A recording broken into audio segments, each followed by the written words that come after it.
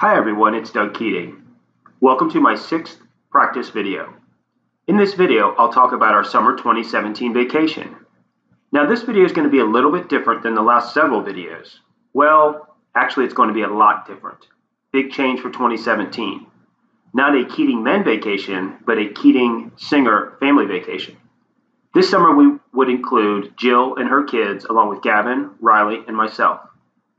Jill has 2 kids, I have 2 kids, and there's the 2 of us, which makes 6 different voices or opinions on where we should go. Jill and I wanted to employ a somewhat democratic process for selecting where to go for vacation. With that process in mind, I pulled together several options that we would present to the kids during winter vacation. Now, Jill and I did not want to spend too much time deciding, so Jill and I selected the country we would visit, France, the most popular tourist destination in the whole world. Thus, on the title slide, you see Keating Singer Family Trip 2017. Vive la France! I assume everyone watching knows that croissants come from France, what their flag looks like, and where it's located. Just in case you don't, the bottom half of this slide is for you. On this chart is a summary of the plan we would follow, or at least part of the agenda. We still had several decisions to make. We knew that we would spend 9 days in June after high school finished, since Riley is still in high school. Also, the shorter trip would prevent the college students from missing too much work. The trip would include Jill, myself, Jake, Jill's son, Gavin, my older son, Jordan, Jill's daughter, and Riley, my younger son. The goal, as always, was to have a lot of fun and experience as much French culture as possible. The sites we planned to see would include Paris, Ile de France, which is the area surrounding Paris, and the rest would depend on the option we selected. The option we picked would dictate the sites we would see, the cities we would stay in, and perhaps how we would travel. Paris was definitely on the agenda, and we planned to stay a few days there in order to get over jet lag, a lesson we learned from last year's trip. First, I'll describe the options we presented to the kids for decision. As you can see on the chart, all options started in Paris and then generally headed in a different cardinal direction. Let me briefly talk through the different options. Option 1 starts in Paris, and then we would head north, focusing on Normandy, where the D-Day beaches are located. Option number 2 starts in Paris, and then we drive south towards the Burgundy region. Option number 3, Paris, and then meander west towards the Loire Valley, where many chateaus are located. Option 4 starts in Paris, and we take the train towards the French Riviera down on the Mediterranean Sea. Option 5 was a little bit different. I pulled this option together just in case the kids wanted to spend time in big cities and see more than just the country of France. I called it the capital cities option. It starts in Paris, then we take the speed train to Brussels and finish in Amsterdam. You probably noticed that every option starts in Paris. Now you may be asking yourself, why start in Paris? If you're asking that question, then you don't know Paris. Simply put, it's one of the best cities in Europe. In fact, I think it's the most popular city to visit in the entire world. Many reasons for that statistic. Let's start with the sites. Several world-famous places worth mentioning that are shown on this chart. I'll talk through these in clockwise order. Eiffel Tower, Sacré-Cœur, Notre Dame, the Louvre, and of course, the Arc de Triomphe. Enough about the sites. Let's talk about the art, world-class and world-famous. On this chart, I've included several examples, starting in the upper left-hand corner with the Mona Lisa, perhaps the most famous painting in all the world. There's also sculptures. Oops, hold on a second. Need to make sure this is a G-rated video in case family members are watching. Okay, that's better. Portraits of famous French people like Napoleon, and plenty of Impressionist art in many museums, such as the Louvre, the Orsay, or l'Orangerie. I'm not usually a huge fan of art, but even I have to admit that Paris has great art in large quantities, like New York City or Florence. Paris is also famous for its food, delicious French food. On this chart are several examples. I'm going to start in the upper left-hand corner and work in a clockwise order. Let's start with France's greatest contribution to the world, the butter croissant. Yummy. Next are crepes. Wow, those look delicious. You have to wash it all down with some coffee. In the lower right-hand corner is escargot. That's snails in case you don't know. Next is ham and cheese sandwiches on baguettes, which is French bread, And then of course there's cheese. Lots and lots of cheese in France. If you are lactose intolerant, then France may not be a great choice for your next vacation. Each option included a day exploring Ile de France, which is the region around Paris. It's most famous for its palaces. Several palaces to choose from in this area. We would definitely visit the most famous one, Versailles. What I'm going to do in the next set of charts is talk through all the different options. In this case, I'll start with option 1, Paris to the north. When I presented these slides to the kids, I wanted to build some excitement about the trip. So I decided I would sell each option to them as hard as I could. Then they could make an informed choice. With that in mind, I'm going to sell you these different options. Option 1, Paris to the north. 8 fun-filled days starting in Paris and including Ile de France. Then we get in the car and drive north, stopping in Giverny, Rouen, Caen. Next day, visit the D-Day beaches. Continue to Bayeux and Mont Saint-Michel, Rennes, Le Mans, Chartres, and finish back in Paris. If I'm not pronouncing these cities correctly, the French way, then pardon moi. I don't speak French. I only speak English and a little bit of German.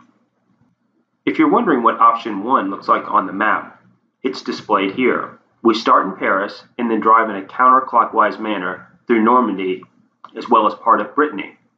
To give you a sense of distance, from Paris to Giverny, it's about an hour or an hour and a half on the road. From Giverny to Rouen, about another hour.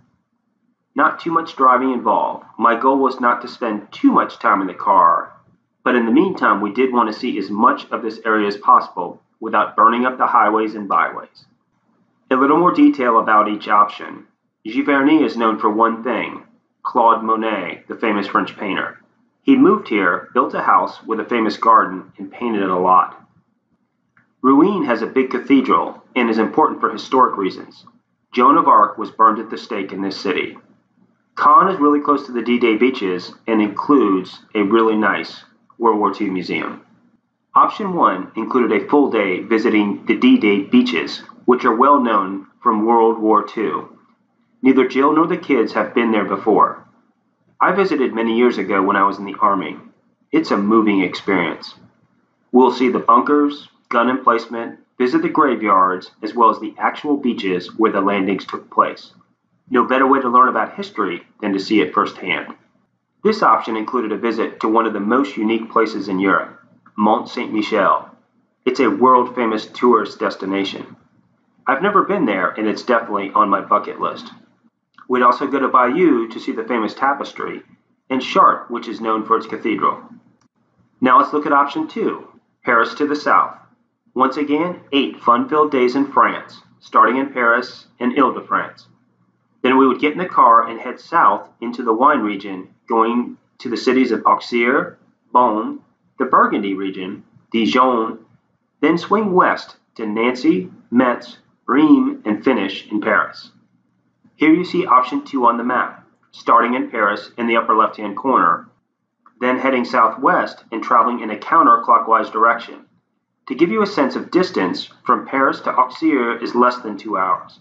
Auxerre to Beaune is about 90 minutes. Once again, not too much time in the car. Option 2 would be focused on Burgundy, a wonderful and beautiful region. Here you see at the top the picturesque city of Auxerre. Below it is Beaune, which I've been to several times. Great place to visit and experience Burgundy. The Burgundy region is best known for 3 things. First, its food. Ever heard of beef Burgundy? It was invented here. 2, its many vineyards. 3, its outstanding wine, especially its red wines, which are considered world class. We'd also go to Dijon, which oddly enough is probably best known for its mustard. Would you have any Grey Poupon, sir? Why yes, of course. You can get it here. After seeing Burgundy, we would move into the eastern region of France and see Nancy, Metz, and Rheims. Rheims is probably the best known of these 3. It's well known for its cathedral, where most of the French kings in its history have been crowned. Not in Paris, but here. We are making good progress. Let's talk about option 3, Paris to the west. Once again, 8 fun-filled days in France, starting in Paris and Ile de France. We would get in the car and head west towards the Loire Valley. We would start by visiting the cities of Orleans and Tours before spending a day visiting multiple chateaus, followed by Angers, Chartres, and finishing back in Paris. Pretty sure I just butchered all those French city names.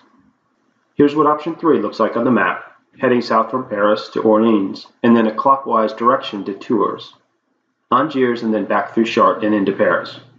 We would drive the route just like in options 1 and 2. To give you a sense of distance, it's about 2 hours from Paris to Tours and about 90 minutes from Tours to Angers. For option 3, we'd see several famous historic cities, including Orleans and Tours.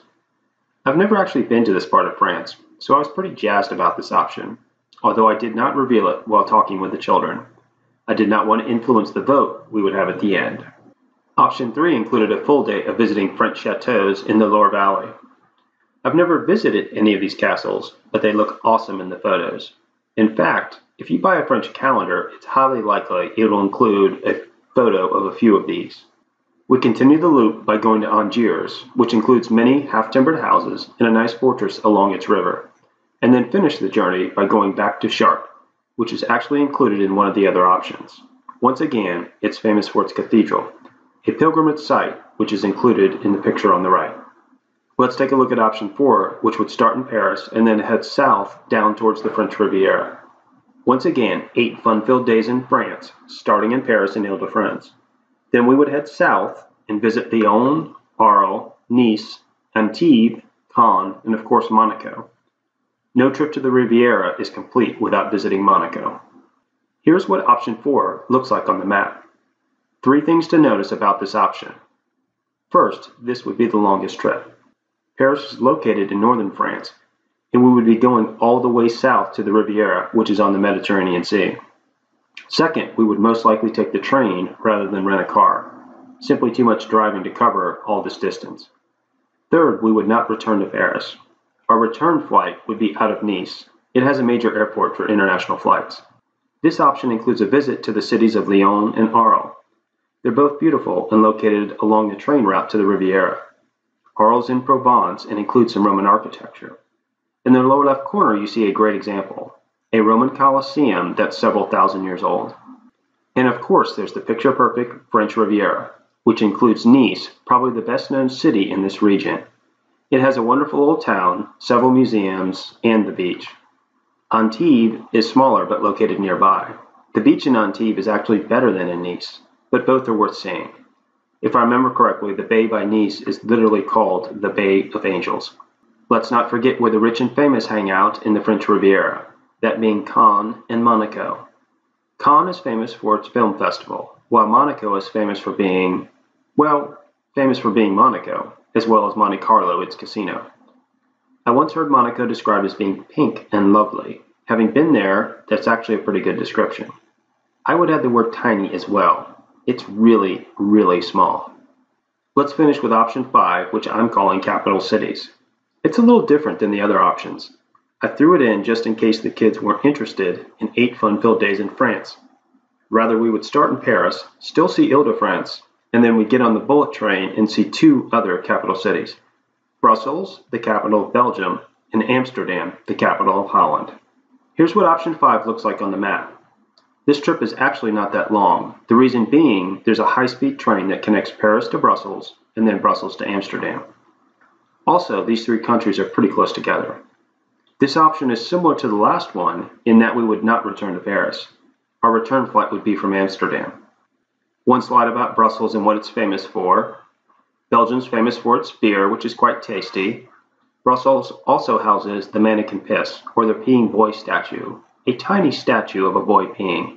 Not sure why, but it is very popular. Next are fries covered in mayonnaise, because what could go better with fries than mayonnaise? And of course, Belgian waffles. You can find them throughout the city. On the lower half of the slide, I'm showing the Grand Palace, or the city square. It's lovely. In fact, I would consider it probably the best city square in all of Europe. Next is Amsterdam, which is famous for several things. First, let's start with the big one, pot.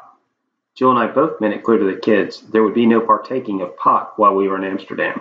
There'd be no smoking of it, there'd be no eating of it, there'd be no smuggling of it back to the US. No pot allowed on the trip. Other things Amsterdam is known for, of course, is the Anne Frank house. It's where her family hid during World War II trying to avoid the Holocaust. She wrote her famous book while living here. Amsterdam is full of canals and the gilded buildings and lots of bicycles. Amsterdam is worth another slide. It has some great museums to include a lot of Van Gogh's art. I'm a big fan of Van Gogh. I have to confess I was kind of excited to go to Amsterdam because I've never been there before, as well as all the canals. I hear that Amsterdam is quite unique, similar to Venice down in Italy. I finished up the presentation to the kids by answering any and all questions they had and then summarizing the options. Here's what I told them. Option number 1, Paris to the north, visiting Normandy with a focus on the D-Day beaches. If you like history, then this is probably your best option. Option number 2, Paris to the south, heading into Burgundy. If you like alcohol, especially wine, then this is probably your best option. Wink, wink, Joe. Option number 3, Paris to the west, Loire Valley. If you like seeing castles in the countryside, this is probably your best choice. Option 4, Paris to the beach, the French Riviera. If you like going to the beach, hanging out on the water in warm weather, then this is probably your best option. Option number 5, the capital cities. If you don't think you can handle 8 days in France and would rather see the big cities of Paris, Brussels, and Amsterdam, then this is your best option. Now it's time to pick. On the next slide, I'll talk about how we voted. It was time to vote. I developed a scorecard to help facilitate the decision. The way it worked is everybody received 3 votes. Their first choice would be scored with 3 points, their second choice 2 points, and their third choice 1 point. The option with the most points would win. We ended up voting twice. During the first vote, we eliminated the 2 least popular options. 2 things to note. First, I did not vote. Quite honestly, I thought all the options were great and knew we would have an awesome time with any of them. The second is that the voting was really widespread. For the first vote, 2 options were eliminated. Option 2 and Option 4. Option 2 being Paris to Burgundy, and Option 4 being Paris down to the beach. The women were kind of disappointed. They really wanted to spend some time in the Riviera. Of course, they were kind of outnumbered in the vote. On this slide is how the final vote went down. You can see Option 1 received 4 votes for a total of 10 points. Option 3, 3 votes for a total of 7 points. And Option 5, 3 votes for a total of 8 points. Option 1, Paris to the north to visit Normandy, was the one that was ultimately selected. I was actually a little surprised. I'd put Option 5 on the table, thinking that none of the kids would want to spend that much time in France. After all, it can be overwhelming since none of us other than Riley really speak much French. But I was pleasantly surprised to see that Option 1 was picked. Thanks for watching this video in which I described the different options we looked at for our summer 2017 vacation, the Keatings and Singers' first vacation together. In the next video, I'm going to share a more detailed plan that we used for the trip to include the cities we would visit and the hotels we would stay in. I hope you found this video useful. I appreciate you watching it. Feel free to provide your thoughts, comments, or feedback. Scroll down below and let me know what you think. Thanks.